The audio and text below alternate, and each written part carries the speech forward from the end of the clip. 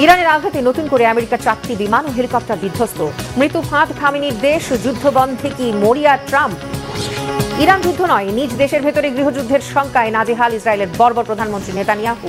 রক্ষা পাবেন কি এবার? ইরান যুদ্ধের ফলে আমেরিকাতেও বাড়ছে তেল ও জিনিসপত্রের দাম। চরম ক্ষুব্ধ মার্কিন নাগরিকরা। ট্রাম্পকে কি ক্ষমতাচ্যুত করা হবে? সত্যিই যেন মরণ ফাঁদে পরিণত হয়েছে ইরানের আকাশ আমেরিকার বিমানের জন্য। শুক্র শনিবারের পর রবিবারও নতুন করে ইরানের হামলায় বিধ্বস্ত হয়েছে যুক্তরাষ্ট্রের 2টি বিমান ও 2টি ব্ল্যাক হক হেলিকপ্টার।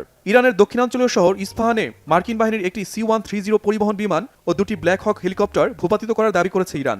আজকের আন্তর্জাতিক গুরুত্বপূর্ণ সংবাদে আপনাদের সবাইকে স্বাগতম। শুরুতে যে অংশগুলো শুনলেন, শুনে কিন্তু বুঝতে পেরেছেন যে ইরান কতটা যুদ্ধে এগিয়ে গেছে এবং ইসরায়েল কতটা যুদ্ধে পিছিয়ে গেছে। এই সংবাদগুলো দেখার অপেক্ষা আপনারা এখনো বসে আছেন চায়ের দোকানে এবং মোবাইল নিয়ে, কিন্তু আপনারা মূল ভিডিও খুঁজে পাচ্ছেন না। আজকে গুরুত্বপূর্ণ সংবাদ আপনারা দেখলে এবং আজকের মাত্র সংবাদগুলো দেখলে অবাক হয়ে যাবেন। প্রিয় দর্শক, যারা আন্তর্জাতিক খবর দেখতে ভালোবাসেন তাদের সামনে বাংলা নিউজ দেখলে তারা ভালো লাগে না। তাই আপনাদের জন্য আমি বেছে বেছে যাচাই বাছাই করে আন্তর্জাতিক সকল ভিডিওগুলো এক জায়গায় করেছি, যা দেখলে রীতিমধ্যে চমকে যাবেন। দর্শক, তার আগে একটা রিকোয়েস্ট করে দিয়ে আপনাদের সুবিধা হবে, যারা নতুন আছেন এই চ্যানেলটা সাবস্ক্রাইব করে দেবেন, তাহলে দেশের সকল আন্তর্জাতিক খবরগুলো সবার আগে আপনার সামনে যে পড়বে আর তখনই দেখবেন। আর দেখলেই কিন্তু আপনার অহেতুক ভিডিও দেখা লাগবে না, এক ভিডিওর মাধ্যমে যুদ্ধের সকল খবরগুলো জানতে পারবেন। তাই দর্শক, আমরা বেশি দেরি করতে চাচ্ছি না, চ্যানেলটা সাবস্ক্রাইব করে দেন, ভিডিওটি সর্বোচ্চ শেয়ার করে দিন। চলুন আমরা লাইক দিয়ে একের পর এক ধারাবাহিকভাবে আজকের সকল আলোচিত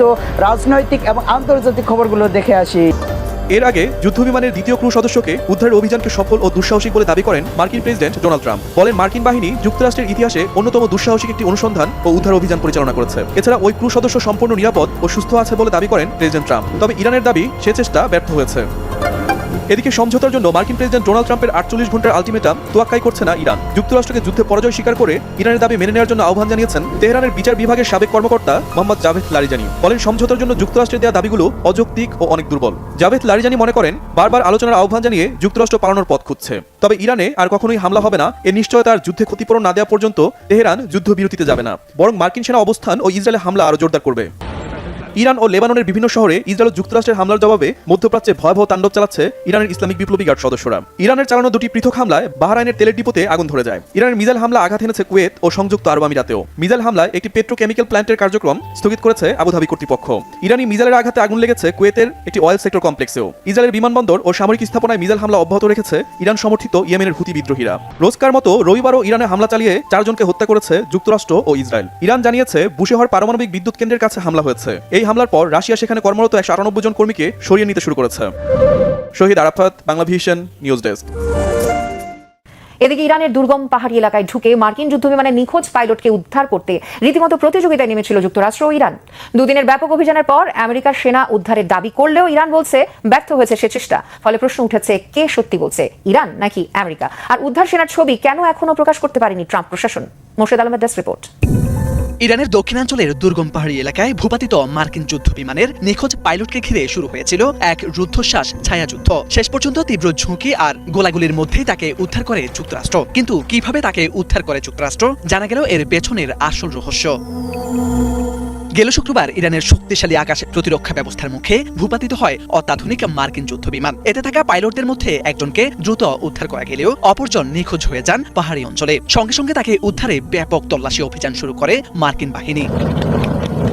এদিকে ইরানও বসে থাকেনি। নিখোঁজ মার্কিন সেনাকে জীবিত ধরিয়ে দিতে প্রায় 50,000 পাউন্ড পুরস্কার ঘোষণা করা হয়। ফলে সেনাবাহিনীর পাশাপাশি স্থানীয় বাসিন্দারাও খোঁজে নেমে পড়েন। সামাজিক যোগাযোগ মাধ্যমে ছড়িয়ে পড়ে শত শত মানুষের পাহাড়ের দিকে ছুটে যাওয়ার দৃশ্য।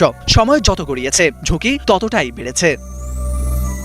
বিভিন্ন সংবাদ মাধ্যমের ভিত্তিতে জানা যায়, শেষ পর্যন্ত মার্কিন বাহিনী বড় পরিসরে উদ্ধার অভিযান শুরু করে। স্যাটেলাইট ইমেজিং, ড্রোন এবং বিভিন্ন তথ্যের সাহায্যে অবস্থান নিশ্চিত করা হয়। এরপর 2টি হেলিকপ্টার ও একটি যুদ্ধ বিমানের পাশাপাশি কয়েক ডজন বিমান মোতায়েন করা হয় সেখানে। আল জাজিরার প্রতিবেদনে বলা হয়, শতাধিক বিশেষ কমান্ডো সদস্য গোপনে ইরানের ভূখণ্ডে ঢুকে পড়েন। রাতের অন্ধকারে শুরু হওয়া এই অভিযান ছিল অত্যন্ত স্নায়ুচাপূর্ণ। ভূপৃষ্ঠের একেবারে কাছাকাছি দিয়ে চলতে থাকে বিশেষ বিমান। চারপাশে ইরানি বাহিনীর হালকা ও ভারী অস্ত্রের গুলির মধ্যেই এগোতে হয় মার্কিন কমান্ডোদের। দুর্গম পাহাড়ি এলাকা হওয়ায় পরিকল্পনা অনুযায়ী সবকিছু না চললেও অবশেষে তারা নিখোঁজ পাইলটকে খুঁজে বের করে নিজেদের নিয়ন্ত্রণে নিয়ে দ্রুত পালাতে সক্ষম হয়। তবে যুক্তরাষ্ট্রের এমন দাবি অস্বীকার করেছে ইরান। মার্কিন প্রেসিডেন্ট ডোনাল্ড ট্রাম্প জানান, উদ্ধার হওয়া ওই পাইলট একজন সম্মানিত কর্নেল এবং বর্তমানে তিনি নিরাপদে আছেন। কিন্তু নিখোঁজ মার্কিন পাইলটকে উদ্ধারে আমেরিকার একটি বিশেষ অভিযানকে ব্যর্থ দাবি করে দেশটির কেন্দ্রীয় সামরিক সদর দপ্তর এক বিবৃতিতে জানায়, ভূপাতিত বিমানের পাইলটকে উদ্ধারে মার্কিন বাহিনী মরিয়া হয়ে প্রচেষ্টা চালিয়েছে, কিন্তু আল্লাহর অশেষ কৃপায় ইরানি বাহিনীর প্রচেষ্টায় তা ব্যর্থ হয়েছে। এদিকে ইরানের সামরিক বাহিনী দাবি করেছে, বিধ্বস্ত বিমানের পাইলটকে উদ্ধারের বিশেষ অভিযানের কথা পোস্ট করে যুক্তরাষ্ট্র তাদের পরাজয় ঢাকার চেষ্টা করেছে। বিশ্লেষকরা বলছেন, আমেরিকা কেন ওই পাইলটের ছবি প্রকাশ করেনি? তাহলে কোনটা সত্যি? ট্রাম্প কি তবে মিথ্যা দাবি করেছেন? সত্যি বলছে কে, ইরান নাকি ট্রাম্প? মোরশেদ আলম, বাংলা ভিশন। গেল 5 সপ্তাহ ধরে টানা ইরানের হামলায় কোটি কোটি ডলারের ক্ষয়ক্ষতির পাশাপাশি ব্যাপক বিপর্যস্ত ইসরায়েল। খাদের কিনারে প্রধানমন্ত্রী বেনিয়ামিন নেতানিয়াহুর অবস্থা। বিলিয়ন ডলারের অবকাঠামো ধ্বংসে নেতানিয়াহুর বিরুদ্ধে ফুঁসে উঠেছে ইসরায়েলের সাধারণ মানুষ ও সেনাবাহিনী। নেতানিয়াহু কি তার বিরুদ্ধে ওঠা দুর্নীতির বিচার এড়াতে ট্রাম্পের মদত পাবে? শেষ রক্ষা কি হবে তার? যুদ্ধের দম্ভ ছাপিয়ে এখন ইসরায়েলের অন্দরমহলে গৃহযুদ্ধের হাতছানি। হাফিজুল ইসলামের ডেস্ক রিপোর্টে বিস্তারিত। যুদ্ধের আগুনে পুড়ছে প্রধানমন্ত্রী বেনিয়ামিন নেতানিয়াহুর গদি। সংঘাতের 5 সপ্তাহ পার হতে না হতেই ইসরায়েলের রাজপথ থেকে শুরু করে রণক্ষেত্র সবখানেই ঐক্যের বদলে ফুটে উঠছে চরম বিভক্তি। শুরুতে প্রায় 70% ইসরায়েলি ভাবতেন এই অভিযানে ইরানের চূড়ান্ত পতন ঘটবে, কিন্তু বর্তমানে সেই সংখ্যা নেমে এসেছে 40%। তেহরানের পারমাণবিক কেন্দ্রগুলো ধ্বংস করা কিংবা আঞ্চলিক সশস্ত্র গোষ্ঠীগুলোকে নিরস্ত্র করার মতো স্বপ্ন ইসরায়েলিদের কাছে এখন আকাশকুসুম কল্পনা। সমালোচকরা বলছেন, নেতানিয়াহু বিজয়ের ফাঁপা বুলি আউড়ে যাচ্ছেন ঠিকই, কিন্তু চলমান রক্তক্ষয়ী যুদ্ধ কিভাবে শেষ করবেন সেটা তিনি নিজেও জানেন না। তাহলে কি ইরানের বিরুদ্ধে যুদ্ধে ইসরায়েলের পরাজয় অনেকটাই নিশ্চিত? যুদ্ধের ময়দানে যখন রক্তের স্রোত বইছে, তখন নেতানিয়াহু সরকার ব্যস্ত নিজেদের ক্ষমতা টিকিয়ে রাখার কাজে। ইসরায়েলের নতুন বাজেটে শিক্ষা ও স্বাস্থ্যের মতো মৌলিক খাত থেকে টাকা কমিয়ে বিশাল অঙ্কের অর্থ ঢালা হচ্ছে তার মিত্র কট্টরপন্থী ধর্মীয় গোষ্ঠীগুলোর পকেটে। সাবেক ইসরায়েলি প্রধানমন্ত্রী নাফতালি বেনেট বিষয়টিকে ইসরায়েলের ইতিহাসে সবচেয়ে হটকারী ও দেশবিরোধী বাজেট বলে বর্ণনা করেছেন। দেশের সাধারণ মানুষ যখন করের চাপে পিষ্ট, তখন জায়নবাদী মিত্রদের প্রতি নেতানিয়াহুর বিশেষ সহযোগিতা উস্কে দিচ্ছে ক্ষোভের আগুন। রাজনৈতিক অঙ্গন ছাড়াও ইসরায়েলের অভ্যন্তরে সবচেয়ে বড় অস্থিরতা তৈরি হয়েছে সেনাবাহিনীতে যোগ দেওয়া নিয়ে। তীব্র সেনা সংকটে যখন ধুঁকছে দেশটির সামরিক বাহিনী, তখন কট্টরপন্থী ধর্মীয় ছাত্রদের সেনাবাহিনীতে যোগ দেওয়ার বাধ্যতামূলক নিয়ম থেকে ছাড় দেওয়ার জন্য আইন পাশ করছেন নেতানিয়াহু। এর ফলে ক্ষুব্ধ হয়ে উঠছে বছরের পর বছর সীমান্তে লড়াই করা সাধারণ যোদ্ধারা। বিষয়টিকে তারা দেখছেন চরম বৈষম্য ও বিশ্বাসঘাতকতা হিসেবে। অন্যদিকে ইসরায়েলি সামরিক বাহিনীর প্রধানও সতর্ক করে জানিয়েছেন, এরকম বৈষম্য চলতে থাকলে যে কোনো মুহূর্তে ভেঙে পড়তে পারে সেনাবাহিনীর অভ্যন্তরীণ অবকাঠামো।